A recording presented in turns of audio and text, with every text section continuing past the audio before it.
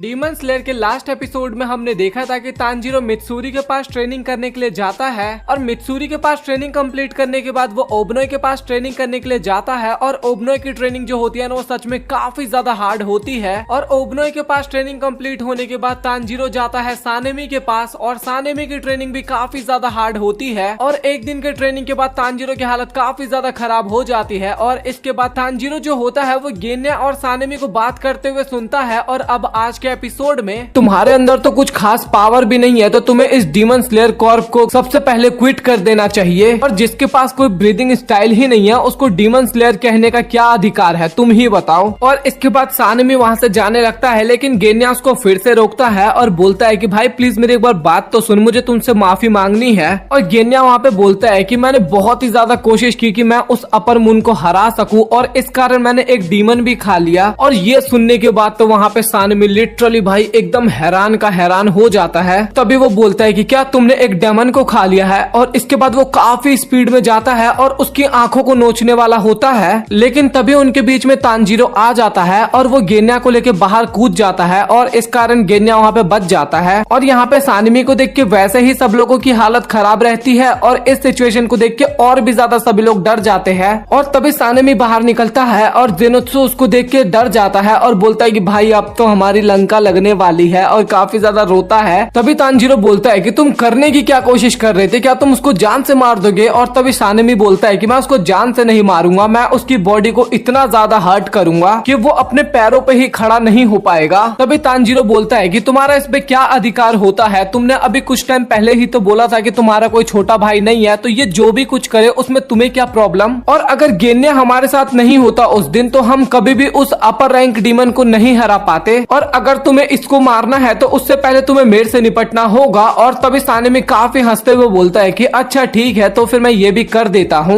और तभी सानेमी जो होता है वो तांजीरो के पेट पे एक जोरदार पंच मारता है लेकिन पंच लगने से पहले ही तांजीरो ने अपने हाथ की मदद से सानेमी के हाथ को रोक लिया था। और ये देख के तो वहाँ पे सानेमी भी काफी ज्यादा हैरान हो जाता है और तभी तांजीरो एक जोरदार लात मारता है सानेमी के सर पे। और ये देख के जेनोत्सु काफी ज्यादा हैरान होता है कि इसने सानेमी को किक कर दिया। और इसके बाद सानेमी जो होता है वो तांजीरो को स्पिनिंग किक मारता है लेकिन तांजीरो उस किक से बड़ी मुश्किल से बचता है और वो जेनोत्सु को बोलता है कि तुम गेन्या को लेके यहाँ से भाग जाओ और जेनोत्सु भी ऐसा ही करता है। और जेनोत्सु बोलता है कि भाई वो तेरा भाई है कि क्या है, इतना ज्यादा पागल इंसान तो मैंने आज तक नहीं देखा। लेकिन तभी गेन्या बोलता है कि ओ भाई अपने औकात में रहकर तुम मेरे भाई के बारे में ये सब कुछ नहीं बोल सकता। और इसके बाद तांजीरो और सानेमी की लड़ाई ना लगातार होती रहती है। वहाँ पे सारे डीमन स्लेयर के बंदे रोकने की कोशिश करते हैं उस फाइट को लेकिन उन लोगों की भी हालत खराब हो जाती है और इनकी बैटल तो शाम तक चलती ही रहती है। और तांजीरो की ट्रेनिंग ना सानेमी के साथ होने वाला था ना वो उसको कैंसिल कर दिया जाता है ऑफिशियल की तरफ से। और इसके बाद तांजीरो और जेनोत्सु निकल जाता है स्टोन हासिरा से ट्रेनिंग लेने के लिए। और जैसे ही वो लोग स्टोन हासिरा के पास पहुंचते हैं ना तो वहाँ पे इनोसुके जो होता है ना वो वाटरफॉल के नीचे बैठा होता है और हाथ जोड़ के कुछ मंत्र पढ़ रहे थे और उसके साथ और भी काफी सारे डीमन स्लेयर। और ये देखने के बाद तो वहाँ पे तांजीरो और जेनोत्सु इतने ज्यादा घबरा जाते हैं और जब वो लोग पीछे मुड़ के देखते हैं ना तो भाई उनके पैरों से तो जमीन ही खिसक जाता है क्योंकि ग्योमी जो होता है ना वो आग के ऊपर बैठ के मंत्र को पढ़ रहा था, आग के ऊपर। और ये देखने के बाद तो बोलते हैं कि भाई हमसे ना हो पाएगा।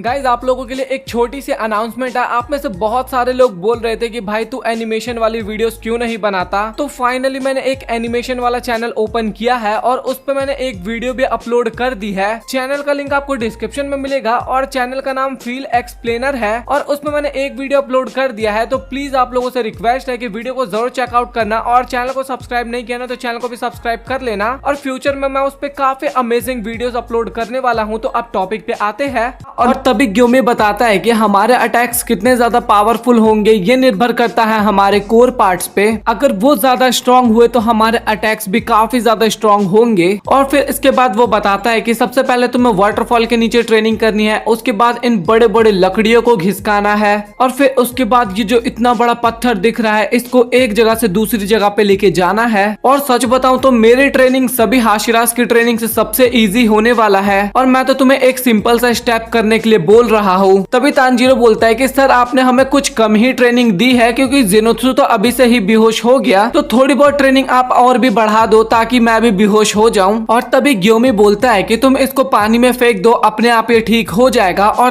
तांजीरो ऐसा ही करता है और लिटरली पानी में जेनोत्सु की हालत काफी ज्यादा खराब हो जाती है क्योंकि वो पानी काफी ज्यादा ठंडा होता है और उसकी हालत सच में काफी ज्यादा खराब होता है। और तभी एक डीमन स्लेयर बोलता है कि भाई इस पत्थर से चिपक जाए, ये पत्थर काफी ज्यादा गर्म है। और इसके बाद जेनोत्सु भी ऐसा ही करता है और सच में उसको काफी ज्यादा रिलीफ मिलता है और वो बोलता है कि भाई सच में यहाँ पे अच्छा लग रहा है। और इस पत्थर पे चिपकने के बाद तो मुझे मेरी मम्मी की याद आ रही है क्योंकि मेरी मम्मी भी मुझे ऐसे ही गोद में रख के सुलाया करती थी। इसके बाद तांजीरो भी पानी में एंट्री करता है और लिटरली उसकी भी हालत वहाँ पे काफी ज्यादा खराब हो जाती है और वो बोलता है कि भाई आखिरकार ये इनोसुके को कुछ भी क्यों नहीं हो रहा, वो कैसे ट्रेनिंग कर पा रहा है। और इसके बाद तांजीरो जो होता है ना वो इनोसुके को आवाज लगाता है बट वो उसके बात को इग्नोर कर देता है और इसके बाद वो काफी ज्यादा इनोसुके करता है और वो उसको बेइज्जती भी करता है, लेकिन उसके बाद भी इनोसुके उसका रिप्लाई नहीं करता। और तभी तांजीरो को लगता है कि भाई ये तो बेहोश हो गया और इसके बाद वो उसको पानी से बाहर निकालता है और फिर सच में उसको होश में लाने की कोशिश करता है और इसके बाद लिटरली इनोसुके होश में आता है और सच में वो बेहोश हो गया था। और इसके बाद वो भी काफी अच्छी ट्रेनिंग करता है। फिर इसके बाद वो भी रॉक से जाके चिपकता है गर्मी लेने के लिए और तभी वो एक डीमन स्लेयर से पूछता है कि भाई क्या हाल चाल चल रहे हैं तेरे। और वो बंदा बोलता है कि भाई मैं पिछले 10 दिन से यहाँ पे हूँ और मैं पहले तो कुछ देर ही पानी में रह पाता था, लेकिन अब मैं धीरे धीरे ज्यादा टाइम तक पानी में रह लेता हूँ। भाई मेरा 10 दिन हो चुका है ट्रेनिंग के बट मैं अभी तक पास नहीं कर पाया हूँ और लग नहीं रहा कि मैं कभी पास भी हो पाऊंगा यहाँ से। और इनोसुके खाना खाते हुए तांजीरो से बात करता है और वो बोलता है कि भाई ग्योमी सर तो काफी ज्यादा खराब है। और तांजीरो वहाँ पे बोलता है कि भाई वो हमारे टीचर है, गुरु है, उनके बारे में उल्टा सीधा तो मत बोल। और इसके बाद इनोसुके बताता है कि जब मैं पहली बार उनसे मिला था तो वो लिटरली मुझे काफी ज्यादा पावरफुल लग रहे थे। तभी तांजीरो बोलता है कि भाई बात करते करते थोड़ा मछली तो ढंग से खा ले क्योंकि तो मछली के साथ उसके कांटे भी चबाए जा रहा है। और कुछ डीमन स्लेयर जो होते हैं ना वो आपस में लगे होते हैं कि तांजीरो तो भाई बहुत ही अच्छा परफॉर्मेंस कर रहा है, हम तो उसके टक्कर पे बिल्कुल भी नहीं पहुंच पाएंगे और वो तो बहुत जल्दी यहाँ से पास होके चला जाएगा। और एक डीमन स्लेयर पता है उनके बीच में क्या बोलता है कि भाई कुछ भी हो, तांजीरो कैसा भी बंदा हो लेकिन मछलियां तो काफी अच्छी बनाता है वो। और जेनोत्सु बोलता है कि भाई ये लोग बस हमारा टॉर्चर कर रहे हैं और कुछ भी नहीं, क्योंकि कहाँ वो उतना बड़ा पत्थर और कहाँ छोटे छोटे से हम। और जेनोत्सु ये भी बोलता है कि खुद से तो एक भी पत्थर नहीं हिलाया जाएगा और हमको इतना सारा काम दे दिया है करने के लिए। और इसके बाद तांजीरो बोलता है कि भाई तुझे पता भी है कि ग्योमी-सान कितने ज्यादा पावरफुल है, वो सब कुछ कर सकते हैं जो हमने कभी सोचा भी नहीं होगा। और जेनोत्सु वहाँ पे काफी ज्यादा गुस्सा हो जाता है और वो तांजीरो को पीटते हुए बोलता है कि भाई तू ना उसका साइड लेना बंद कर, तू मेरा दोस्त है, तू मेरा साइड लिया कर। और तभी तांजीरो बोलता है कि भाई मैं ऐसे नहीं बोल रहा हूँ क्योंकि मेरे कान काफी ज्यादा तेज है और तुम लोगों के तेज नहीं है तो तुम लोग नहीं सुन पा रहे। तभी वो बताता है कि ग्योमी जो है वो एक बहुत ही बड़े पत्थर को इधर से उधर घिसका रहे हैं। और तांजीरो ये भी बोलता है कि ग्योमी कितना ज्यादा पावरफुल है और क्या कभी हम उनके लेवल पे पहुंच भी पाएंगे। और वो लोग खाना खाते टाइम इसी तरीके से मजाक मस्ती करते हैं। फिर इसके बाद इनोसुके बोलता है कि भाई मेरा तो डिनर हो गया कंप्लीट, तो मैं जा रहा हूँ अब लकड़ियां को घिसकाने। और जेनोत्सु बोलता है कि भाई तुम लोग ये कैसे कर लेते हो, मेरे बस की तो बिल्कुल भी नहीं है और लगता है कि मुझे मैं गलत जगह पे आ गया, मुझे ट्रेनिंग नहीं करनी चाहिए थी। और इसके बाद तांजीरो जो होता है वो उन लकड़ियों को तो काफी इजिली उठा लेता है और लकड़ियां भी काफी इजिली नहीं उठा पाता, उसमें भी काफी ज्यादा मेहनत लगता है। और इसके बाद बारी आती है पत्थर घिसकाने की और लिटरली वो घिसका पा रहा था लेकिन पत्थर नहीं, अपने पैरों को, क्योंकि वो पीछे की तरफ जा रहा था। देख रहे हो भाई पत्थर और उसके कंपटीशन में पत्थर ये कंपटीशन जीतता जा रहा है। इसके बाद फिर वो अपना दूसरा मील लेते हैं, मतलब कि दोबारा खाना खाते हुए बात करते हैं। तो वहाँ पे सभी डीमन स्लेयर बात करते हैं कि हाशिरास कितने ज्यादा पावरफुल होते हैं और सच में उनकी पावर एकदम इंसेन लेवल पे होती है और वो भी कोशिश करते हैं कि हम लोग भी उनके बराबर आ सके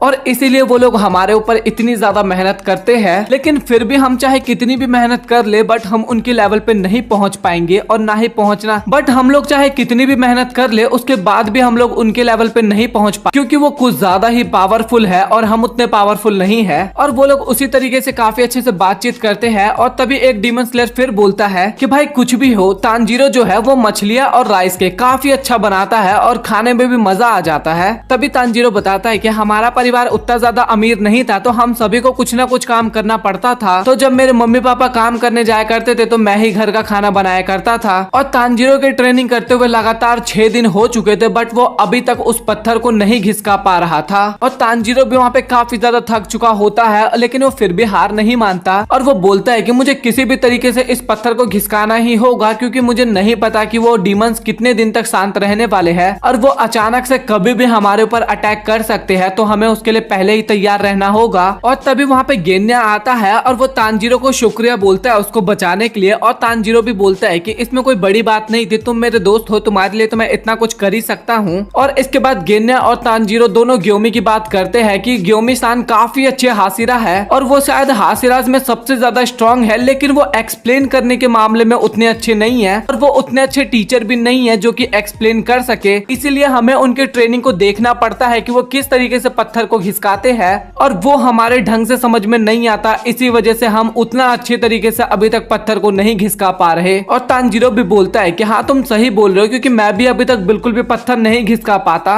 और इसके बाद सीन कट होता है और हमें नाकी में दिखाई जाती है जो कि माइकल जैक्सन को ना जितने भी डीमन स्लेयर जहाँ जहाँ पे थे उन सभी की लोकेशन बताई जा रही थी। और वो बताती है कि लगभग 60% डीमन स्लेयर जितने भी है उन सभी के पोजीशन को ढूंढ लिया गया है। और माइकल जैक्सन बोलता है कि नाकी में तुम तो काफी ज्यादा समझदार हो चुकी हो और मुझे तुम पे पूरा भरोसा है। और नाकी में भी बोलती है कि मैं काफी जल्दी उबायाशी और नेजुको को भी ढूंढ लूंगी और आप बिल्कुल भी टेंशन मत लो। और इस बात पे माइकल जैक्सन काफी ज्यादा खुश होता है। तांजीरो वहाँ पे काफी ज्यादा कोशिश करता है, लेकिन उसके बाद भी वो ग्योमी के ट्रेनिंग को कंप्लीट नहीं कर पा रहा था और इस कारण वो काफी ज्यादा परेशान भी होने लगा था, क्योंकि वो दिन और रात दोनों टाइम मेहनत कर रहा था ताकि वो पत्थर को हल्का सा भी घिसका सके, बट ऐसा बिल्कुल भी वो नहीं कर पा रहा था। लेकिन तांजीरो वहाँ पे बिल्कुल भी हार नहीं मान रहा था। और इसके बाद गेन्या जो होता है वो तांजीरो को ग्योमी सान के बारे में बताने लगता है। और इसके बाद जो गेन्या होता है ना वो रिपीटेटिव एक्शन किस तरीके से यूज किया जाता है वो तांजीरो को बताने लगता है। अभी तांजीरो बताता है कि मुझे गेन्या ने बताया था कि रिपीटेटिव एक्शन किस तरीके से इस्तेमाल करना चाहिए। इस टेक्निक में होता क्या है, जैसे ये गेन्या यूज करता है तो वो अपनी बॉडी के सारे सेंसेस को ना एक ही बार में खोल देता है। और इस टेक्निक को यूज करने से ना शरीर में काफी ज्यादा दर्द होता है और इसके अंदर ना काफी ज्यादा एंगर बढ़ाना होता है, गुस्से को काफी ज्यादा बढ़ाना होता है। और बंदे के अंदर इतना ज्यादा गुस्सा आ जाता है ना कि अगर उसके सामने कोई भी इंसान आता है ना तो वो उसको बहुत गंदी तरीके से धो देता है। फिर इसके बाद तांजीरो जो होता है वो इस टेक्निक को और भी ज्यादा अच्छे से करने के लिए वो अपने फैमिली के बारे में सोचने लगता है ताकि उसको काफी ज्यादा गुस्सा आए। और इसके बाद वो रेंगोकू के बारे में भी सोचने लगता है। और इसके बाद तांजीरो को लिटरली वहाँ पे काफी ज्यादा गुस्सा आने लगता है। और रेंगोकू ने तांजीरो को बोला था कि तुम हमेशा अपने दिल की बात सुनना और अपने आप को और भी काफी ज्यादा स्ट्रॉन्ग बनाना। और ये सब कुछ याद करते करते तांजीरो को सच में बहुत ही ज्यादा गुस्सा भी आने लगता है। और इस कारण ना उसके अंदर के जितने भी सेंसेस होते हैं वो सभी एक्टिवेट हो जाते हैं। और तांजीरो बताता है कि मैं बार बार अपनी बॉडी को पेन याद दिलवाते रहता था जो भी कुछ उसके साथ अब तक हुआ है, ताकि वो इस चीज को और भी अच्छे से अडेप्ट कर सके। और लिटरली फाइनली इस चीज के बाद तांजीरो ने फाइनली उस पत्थर को घिसका ही दिया था। और ये देखने के बाद भाई सबसे ज्यादा जलती तो जेनोत्सु की है और वो बोलता है कि भाई ये तो बहुत ही ज्यादा बेकार है, हमसे तो बिल्कुल भी नहीं घिसक रहा और इसने तो पत्थर घिसका दिया। इनोसुके भी बोलता है कि तांजीरो भाई ये तो गलत बात है यार, हमें भी तो मौका देना चाहिए था, तुमने तो हमसे पहले ये ट्रेनिंग कंप्लीट कर ली। और तांजीरो की बॉडी एकदम जवाब दे चुकी थी कि भाई अब ना हो पाएगा हमसे, बट तांजीरो जबरदस्ती उसको घिसकाते रहता है। बस तांजीरो का जो दिमाग था ना वो एकदम फोकस था कि मुझे इस पत्थर को घिसकाना ही है किसी तरीके से, बट उसकी बॉडी भाई इस टाइम पे बिल्कुल भी जवाब नहीं दे रही थी। और तांजीरो को देख के ना इनोसुके भी ट्राई करता है और वो भी थोड़ा बहुत घिसकाने लग जाता है पत्थर को। और ये देखने के बाद तो जेनोत्सु और भी ज्यादा निराश होता है और बोलता है कि भाई मैं ही एक डीमन स्लेयर के नाम पे धब्बा हूँ, क्योंकि मेरे दोनों दोस्तों ने इतने अच्छे से कर रहे हैं बट मेरे से बिल्कुल भी नहीं हो पा रहा। और तभी जेनोत्सु के पास एक चिड़िया आती है और वो ना उसके लिए एक लेटर लेके आया था। और इसके बाद हमें तांजीरो दिखाया जाता है जिसने फाइनली अपनी सारी ट्रेनिंग को कंप्लीट कर लिया था। और तांजीरो का बॉडी तो जवाब दे चुका था और लिटरली वो बोलता है कि भाई अब ना हो पाएगा हमसे, बस अब पानी दे दो, पानी पानी। भाई ऐसे करते रहता, बहुत गंदी तरीके से वो करता है और लिटरली वो अपने बॉडी को बिल्कुल भी मूव नहीं कर पा रहा था। और तभी ग्योमे सान उसके पास आता है और वो उसके मुंह पे पानी फेंकने लगता है। और तभी तांजीरो बोलता है कि सर मैं अभी होश में हूँ, मैं जिंदा हूँ अभी भी। ग्योमी जो होता है वो उसकी काफी ज्यादा तारीफ करता है और बोलता है कि तांजीरो तुमने मेरी ट्रेनिंग को कंप्लीट कर लिया और साथ ही साथ तुमने स्वॉर्ड स्मिथ विलेज में तुमने अपनी बहन से ज्यादा महत्व उन गांव के लोगों को दिया और इस चीज ने मेरा दिल जीत लिया और तुम्हारे लिए मेरी रिस्पेक्ट काफी ज्यादा बढ़ गई। वे तांजीरो बोलता है कि ना ना ना, मैं तो अपनी बहन को ही बचाता, बट मेरी बहन ने ही मुझे बोला था कि जाके विलेजर्स को बचाओ, नहीं तो मेरे लिए मेरी बहन से बढ़ के कुछ भी नहीं है। एक पल में तो मैं अपनी बहन को ही बचाने के लिए जा रहा था, बट मेरी बहन ने ही मुझे बोला ऐसा करने के लिए, तो इसलिए इसीलिए मैं आपके रिस्पेक्ट का हकदार बिल्कुल भी नहीं हूँ। ग्योमी बोलता है कि हाँ मुझे पता है कि बच्चे काफी ज्यादा सेल्फिश होते हैं बट तुम थोड़े से अलग हो। तांजीरो भी बोलता है कि मैं बहुत ही ज्यादा मूर्ख हूँ क्योंकि मैं बहुत सी गलतियां करता हूँ और कई बार तो मैं अपने जान को भी जोखिम में डाल देता हूँ, लेकिन हर बार कोई ना कोई है जो कि मेरी मदद करने के लिए आता ही है। और लिटरली फर्स्ट सीजन से आपने देखा होगा तांजीरो जब भी फंस जाता है तो उस सिचुएशन में उसको बचाने के लिए कोई ना कोई आता ही है। ये बात तांजीरो ने एकदम सही कही। तो इसीलिए मैं आपके रिस्पेक्ट का हकदार बिल्कुल भी नहीं हूँ, ये रिस्पेक्ट आप किसी और के लिए रखो। तभी ग्योमी सान बोलता है कि यही सब चीजें तो है तांजीरो जिस कारण मैं तुम्हारी काफी ज्यादा रिस्पेक्ट करता हूँ। और तांजीरो भी बोलता है कि मुझे समझ में नहीं आ रहा कि आप मेरी रिस्पेक्ट इतनी ज्यादा क्यों कर रहे हो। इसके बाद ग्योमी अपने पास्ट की बात बताने लगता है और वो बताता है कि मैंने एक बार बहुत से ऑर्फनेज के बच्चों को पाला था और सच में ये मेरे लिए काफी ज्यादा दर्दनायक है क्योंकि मैं 8 अनाथ बच्चों को एक साथ पाला करता था और वो सभी एक साथ रहा भी करते थे। बट एक रात एक बच्चे की मुलाकात एक डीमन से हो जाती है और उस रात उसने रूल तोड़ दिया था। वो काफी लेट घर पे आया था और उसने ये रूल तोड़ के काफी बड़ी गलती कर दी थी और उस बच्चे ने अपनी जान बचाने के लिए हम सभी की जान खतरे में डाल दी थी। और उसने उस डीमन से डील किया कि वो हम सभी को उस डीमन का खाना बनाएगा और हमारे घर के आसपास काफी ज्यादा खतरा भी हुआ करता था डीमंस का। इसलिए मैं विक्टोरिया फ्लावर्स को अपने घर के आसपास जला के रख दिया करता था ताकि उसके धुएं से डीमंस दूर रहे। लेकिन वो जो बच्चा होता है वो उस धुएं को बंद कर देता है और इस कारण वो डीमन अंदर आ जाता है और डीमन अंदर आते ही 4 बच्चों को मार देता है और बचे हुए 4 बच्चों में से 3 मेरी बात नहीं मानते और वो तीनों ही बाहर की तरफ भाग जाते हैं क्योंकि उन लोगों को लग रहा था कि एक अंधा हमारी क्या ही जान बचा सकता है। और आपको पता है ना कि ग्योमी सान अंधे है, बट जो सबसे छोटी बच्ची थी वो मेरे को छोड़ के नहीं गई और मुझे किसी भी हालत में उस बच्ची की जान बचानी थी। मैंने अपने हाथों से उस डीमन को इतने पंचेस